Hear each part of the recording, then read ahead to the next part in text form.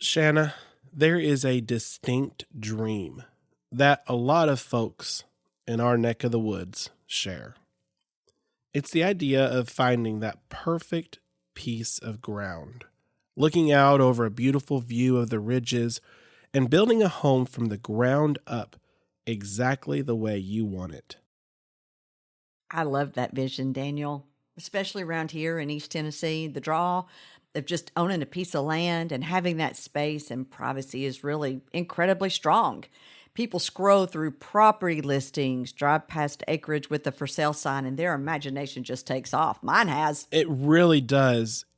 But what many people don't realize is that buying raw dirt is a completely different animal than walking into an existing neighborhood and buying a house that's already built. The rules are different, the loan options are different, and the hidden costs can catch you completely off guard. I mean, yeah, you're not wrong at all. I've seen folks buy a parcel of land for what seemed like an absolute steal, only to find out later that now you got to have electricity, water, a proper waste system out to that property, and it's going to cost them actually more than the dirt itself did. Exactly. It turns a dream project into a major financial headache. But if you know what questions to ask before you sign on the dotted line, buying land can be an incredibly rewarding step. Today, we're going to break down the realities of land purchases, compare how land loans differ from traditional mortgages, and show you how to audit a piece of property so your build goes smoothly from day one.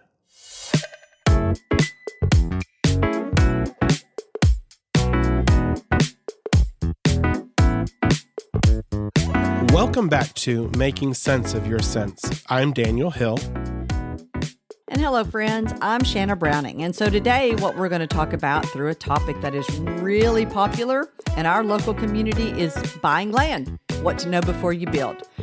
We are looking at the critical differences, as Daniel said, in how land financing works and uncovering the major infrastructure costs that are often hidden between the surface or beneath that surface. And so sharing these proactive calls you need to make before buying a single acre of land. So, Shanna, let's clear up the biggest financial misconception right at the start. When someone wants to buy a piece of land, they often call up a lender and assume they can just get a standard 30-year mortgage with a tiny down payment. Why doesn't it work that way? Well, because to us as a financial institution, raw land carries a completely different level of risk than a finished home. So if a bank lends money for a house, well, a house, which is the collateral, is already there. It serves as immediate collateral. So if something goes wrong, the bank can sell the physical home to recover those funds. Right. A house has an immediate market of buyers ready to move in. Raw dirt is a much tougher sell. It is. And it takes longer to sell an empty plot of land. There is still land out there, believe it or not, but it takes a lot to sell an empty plot of land. And because of that higher baseline risk, land loans typically require a significantly larger down payment compared to a traditional home mortgage. So instead of 3% or 5% down, you might be asked to put down 20, 30, or even 50% of the land's value up front.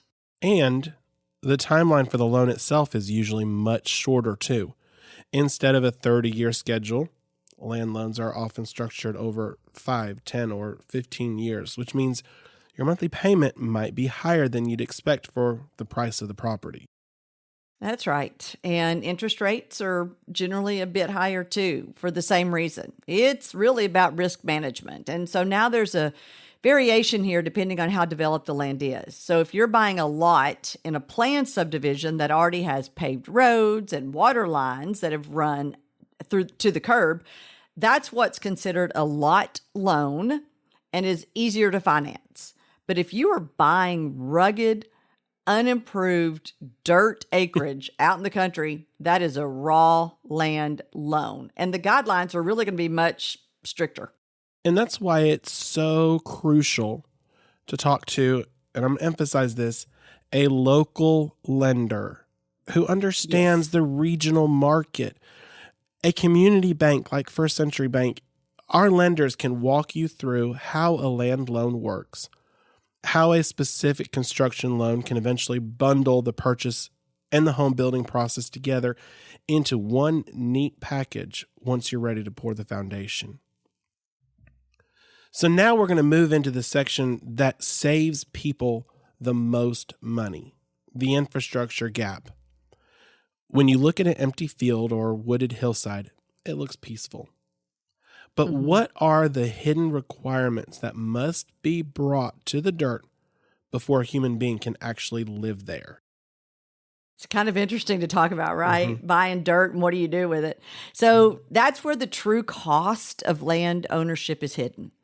People look at the price tag of the acreage, and think, wow, $40,000 for 5 acres is a bargain. And it is, if that's what you're doing with it. But they are completely ignoring what we call the infrastructure, the basic utility hookups that really make a home livable.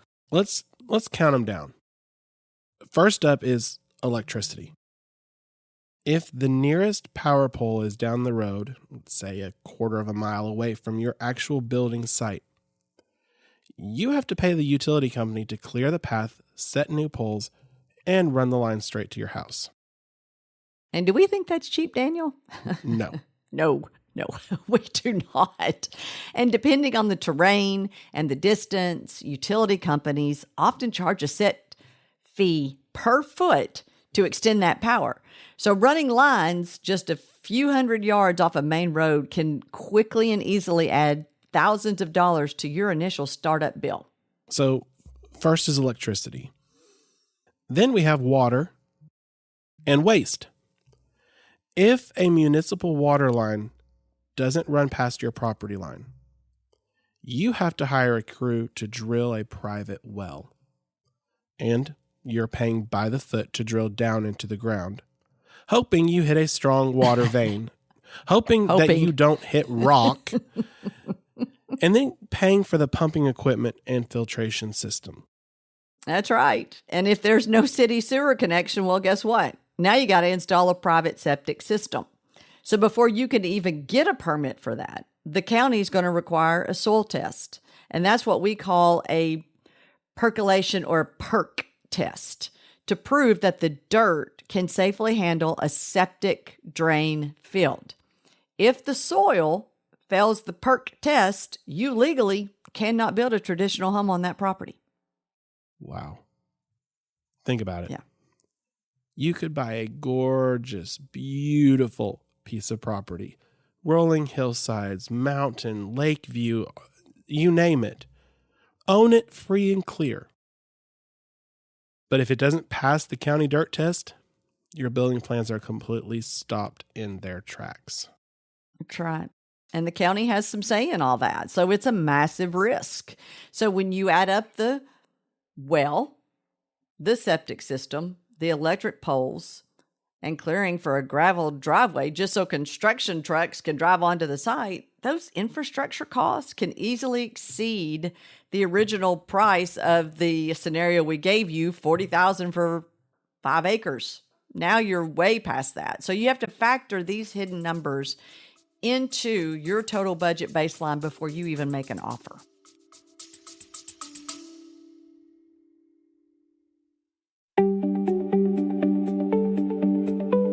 Hey everyone, Daniel here, stepping in for just a quick second. When we started making sense of your sense, we had one simple goal: to take the confusion out of everyday finances. We believe that financial education shouldn't be locked behind fancy jargon or expensive consultants. It should be practical, accessible, and easy to understand for everyone. If you've learned something valuable from our show, maybe a tip that saved you a few bucks or a concept that, just finally clicked, do us a huge favor and share that episode with a friend or family member. True wealth is built when we all learn and grow together. Thanks for being a part of this community. Now, let's get back to the show.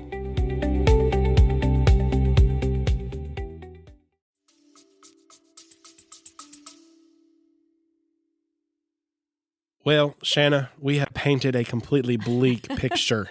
I know. But let's explain how knowing that these hidden costs are waiting beneath the surface, that a buyer can actually protect themselves. How do we approach a land purchase strategically so we don't end up with a piece of property that we can't even use? Yeah, and you can do that. You can protect yourself by using a master plan and making your purchase contract conditional. So when you submit an offer on a piece of land, you should always include specific contingency or safety clauses in that agreement. Right. You want to write into the contract that the purchase is only final if the land passes a professional perk test, if a surveyor verifies the exact boundaries, and if you can secure satisfactory utility approvals within 30 or 60 days. And you're exactly right, Daniel. So that clause gives you a safe window of time to do your homework without risking your savings. It turns the buying process into an organized step-by-step investigation rather than just a high-stake gambles of buying land. Mm-hmm. And while you're in that contract safety window, you want to actively build your building timeline. A common mistake that I see is people buying land and then letting it sit for 5 or 6 years while they save up for the actual house construction. All the while, they're paying property taxes and loan interest on an empty piece of dirt that isn't providing any active value. That's right. And it becomes a slow drain on that monthly cash flow and budget we've talked about before. And so the more efficient plan, in our opinion, is to line up your financing so that your land loan can truly be a seamless transition into a construction loan.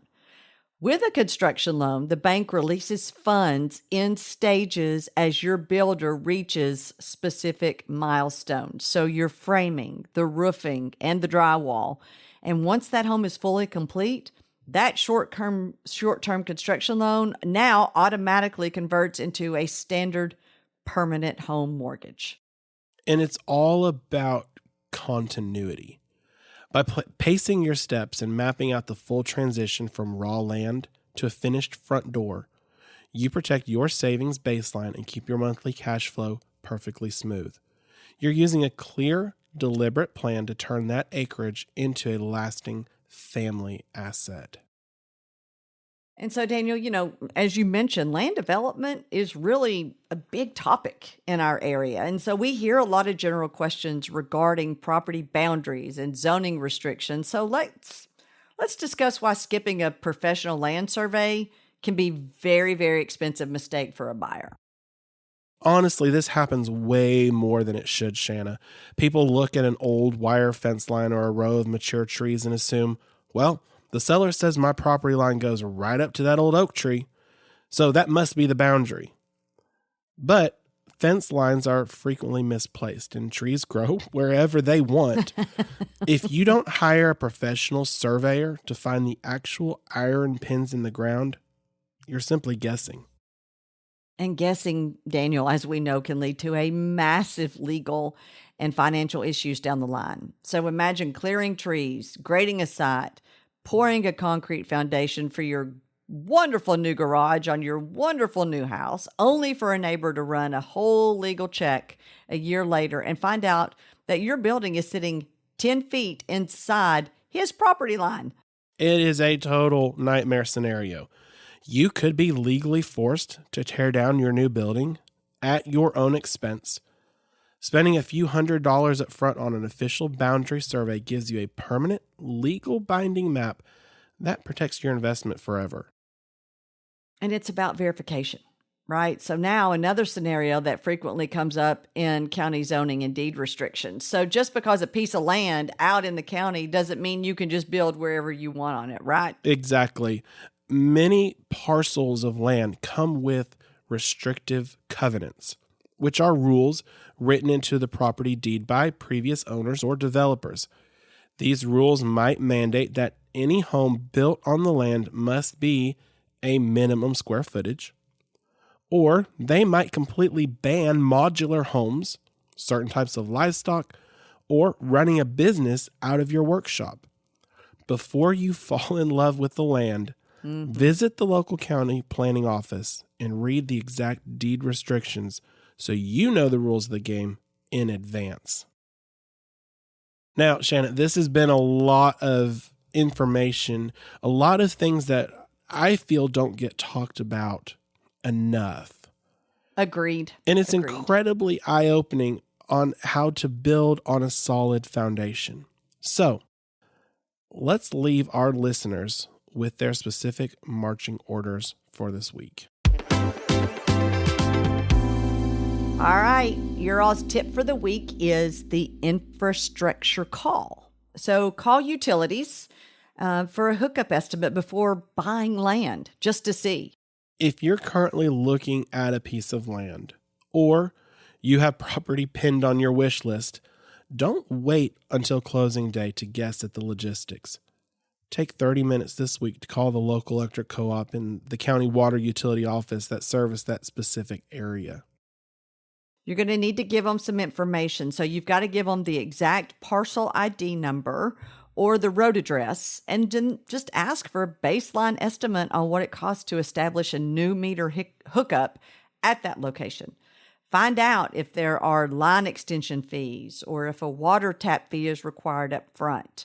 Get those real-life infrastructure numbers in black and white today, because that can ensure you can negotiate a really fair price and protect your family's future cash flow. And let's be honest, Daniel, that's what they're there for, right? Yes. The county is there for that reason, to answer those questions. So, Daniel, looking at an empty plot of grass and just realizing how much coordination goes on behind the scenes to turn into a home is truly a massive eye-opener. It really shows the prep work that we as consumers that you have to do before you move any dirt is what keeps a major life dream from turning into a really stressful situation. It completely changes how you view a piece of property. When you take the time to run these checks early on, you aren't just buying land blindly. You're stepping into the process with complete confidence. And it ensures your hard-earned savings go toward building your actual home instead of solving unexpected surprises. And as usual, Daniel, I can't disagree with you on any of this. I mean, we love being a part of your weekly routine, and we want you to take a drive out by your favorite listings over the next few days. If you've pinned one or you've been watching, make those infrastructure calls and then enjoy the planning process with your family. Absolutely. And looking forward to our next week. We're moving straight into a milestone episode that's perfect for late August transition. College life, independence for students. We're going to discuss what it takes for young adults to manage a single, fixed bucket of money for the very first time. We'll share practical tips on balancing dining plans against eating out and looking at how to establish a strict weekly limit on fun spending and how that keeps a student from running completely broke mid-semester. Enjoy your week. Stay safe out there, and until next Tuesday, go out and make some sense of your sense.